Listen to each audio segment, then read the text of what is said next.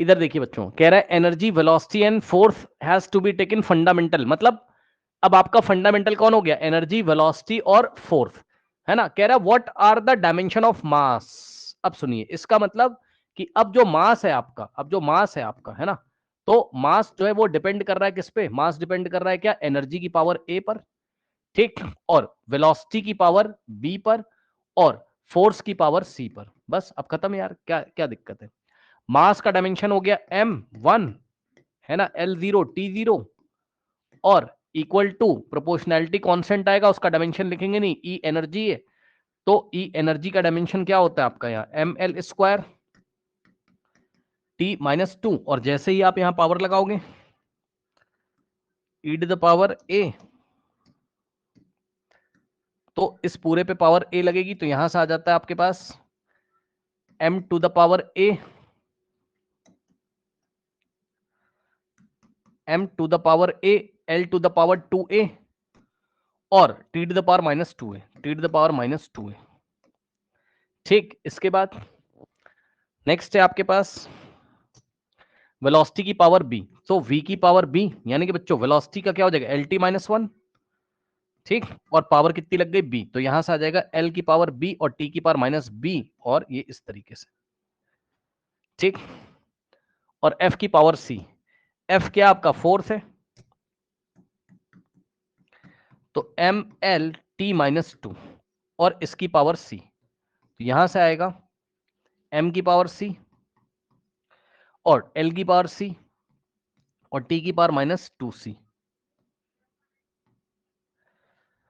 अब सबको मल्टीप्लाई करना है, तो चेक कर लो क्या क्या आ जाएगा यहां से, m की पावर a, m की पावर c, तो m की पावर a प्लस c, उसके बाद l की power 2a plus b plus c, 2a plus b plus c, उसके बाद t to the power -2a minus b minus 2c, -2a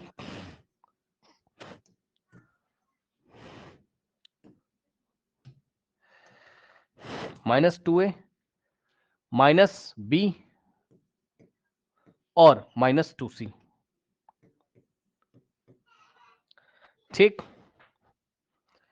now अब solve solve आप खुद भी कर सकते हो, कोई बहुत बड़ी बात है नहीं। a प्लस सी, ये a plus C, a plus C is equals to क्या आ जाएगा यहाँ, m की पावर 1, यानी कि 1 के इक्वल आ गया, ठीक। फिर यहां से आ गया 2a और प्लस b प्लस सी,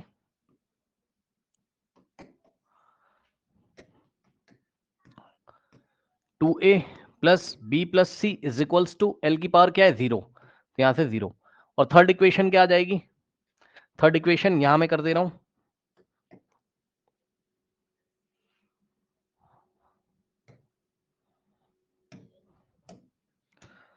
third equation -2a minus b और -2c is equals to 0, t की पावर 0, है ना। ये अब सुनिए, यहां 3 वेरिएबल है एबीसी, यहां भी 3 वेरिएबल है एबीसी, है ना। तो हम क्या करेंगे, हम 2 वेरिएबल्स में कन्वर्ट करेंगे, कैसे, a की वैल्यू c, a की वैल्यू यहां से निकाल लीजिए, यहां से आप a की वैल्यू निकालोगे कितना आएगा 1 माइनस सी, और ले जाके दोनों इक्वेशन में रख दीजिए। a की वैल्यू ये वाली एक बार इस इक्वेशन में रखिए और एक बार इस इक्वेशन में रखिए, इससे क्या होगा कि a की जगह c आ जाएगा और a की जगह c, तो ये भी b और c में और ये भी b और c में बन जाएगी, ठीक है। क्या अटक रहा है, क्या क्या अटक रहा है, क्या क्या अटक रहा है, अगर अटक रहा है एग्जिट करके एंटर करिए। एक बच्चा कह रहा है कि वीडियो अटक रहा है, अगर अटक रहा है तो एग्जिट करके एंटर करिए, ठीक हो जाएगा। मेरी तरफ से दिक्कत नहीं होती है, परेशान मत होइए, आपकी तरफ से दिक्कत है, मेरी तरफ से नहीं होती है। एग्जिट करिए, एंटर करिए, ठीक हो जाएगा। हाँ बस यही चीज है, किसी का अटक रहा है, फंस रहा है, आप बाहर जाओ, एग्जिट करो क्लास से और फिर से एंटर करिए, ठीक हो जाएगा। मेरी तरफ से ठीक रहता है, मेरी तरफ से जब कुछ खराब होगा तो मुझे यहां पर एक रेड कलर का अलर्ट आता है, तो मुझे पता चल जाता है, तो मैं क्लास बंद ही कर देता हूं फिर, ऐसा कभी कभी होता है।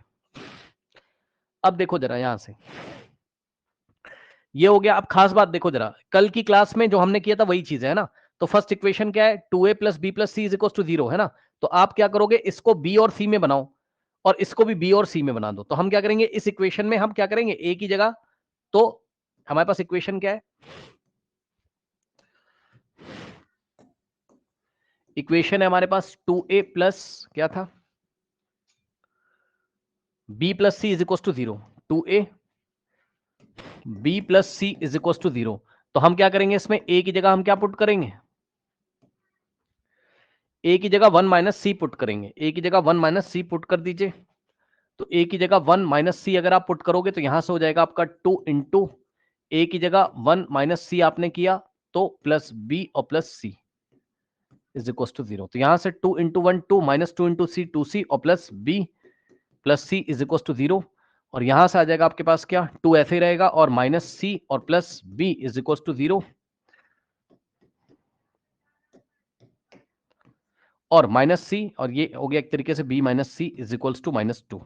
ये बन गई फर्स्ट इक्वेशन सपोज। और इसी तरीके से बी और सी में एक और इक्वेशन बनेगी और दोनों को सॉल्व कर लीजिए। जैसे कि जो सेकेंड इक्वेशन है आपकी कौन सी, -2a minus B minus 2c is equal to 0। तो -2a minus B minus C is equal to 0। इसमें हम फिर से अब इसको -1 से बोथ साइड मल्टीप्लाई कर लो, सुन लो ध्यान से, इसको -1 से बोथ साइड मल्टीप्लाई कर लो तो ये पॉजिटिव हो जाएगा, 2a प्लस बी और plus C is equal to 0।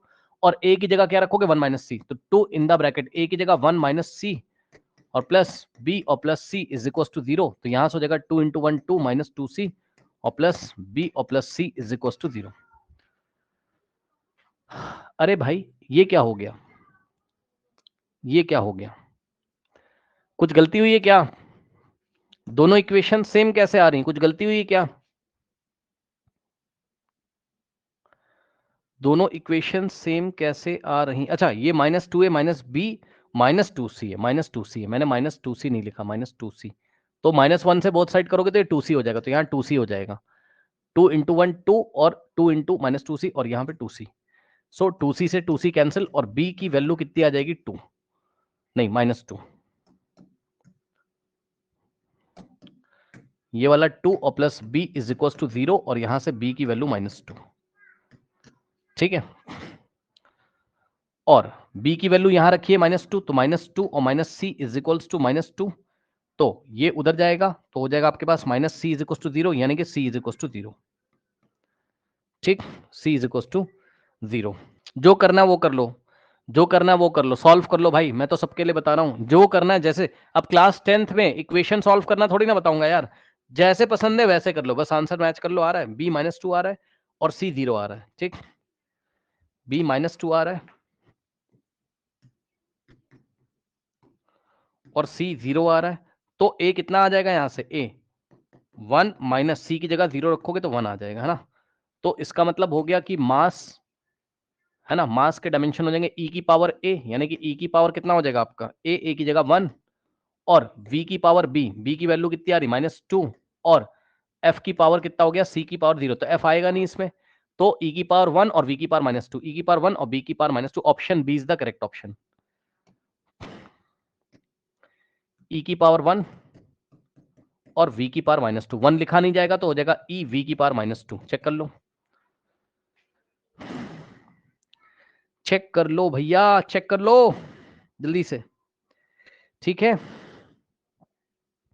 बिल्कुल सही आंसर है, कोई दिक्कत नहीं है, ठीक है ना। ये सब फॉर्मूले के हिसाब से सही है नहीं, या फिर से डायमेंशनली करेक्ट है, लिए डायरेक्ट फॉर्मूले से नहीं बना सकते हैं इन क्वेश्चंस को। अरे भाई सुनो भाई भाई भाई भाई भाई सुनो भैया, हाइपोथेटिकल क्वेश्चन भी बना के देगा, असली वाले भी देगा।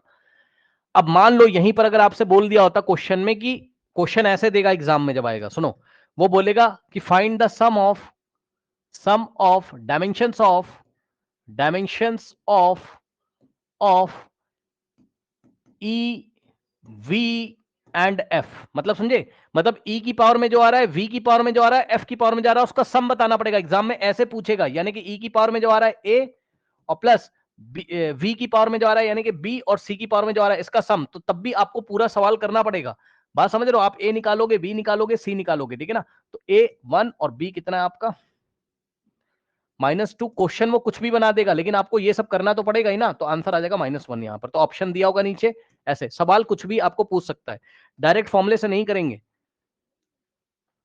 डायरेक्ट फॉर्मूले से नहीं करेंगे, ठीक है। डायरेक्ट फॉर्मूला आपको आपको कोई डायरेक्ट मैच करता हुआ फिजिक्स का असली फॉर्मूला देगा ही नहीं यार, वो जो आपने कहीं पढ़ा हो। वो जब कंपटीशन में पूछेगा तो एक हाइपोथेटिकल क्वेश्चन बना के देगा, आपको प्रोसेस चेक करेगा कि ये सब आता है कि नहीं आता है, तो आपको ये करना ही पड़ेगा सॉल्व, ठीक है। एक बच्चा कह रहा है ये फॉर्मुला वाइज करेक्ट है कि नहीं करेक्ट है, बस ये डायमेंशनली करेक्ट है, बस ये डायमेंशनली करेक्ट है, ओके, डायमेंशनली करेक्ट है। और एक बात बताऊं, आपने क्वेश्चन पढ़ा नहीं बेटा, क्वेश्चन उसने चेंज कर दिया यार। कह रहा अब एनर्जी वेलोसिटी और फोर्स फंडामेंटल है, यानी कि मास, अब मास जो है डिपेंड करेगा किस पे, इस पे और इस पे डिपेंड करेगा। अब इनको ही फंडामेंटल बना दिया। आप क्वेश्चन इतने दिनों से क्यों नहीं समझ रहे हो भाई? इतने दिनों से यही तो क्वेश्चन है कि आपके फंडामेंटल कौन से थे? आपके फंडामेंटल एम था, एल था, टी था, तो वो आईआईटी के एग्जाम में या स्कूल में वो क्या करता है, वो क्वेश्चन ही चेंज कर देगा। कहेगा अब एम एल टी को फंडामेंटल नहीं मानना है, हमें फंडामेंटल कुछ भी, एनर्जी, वेलोसिटी और एफ।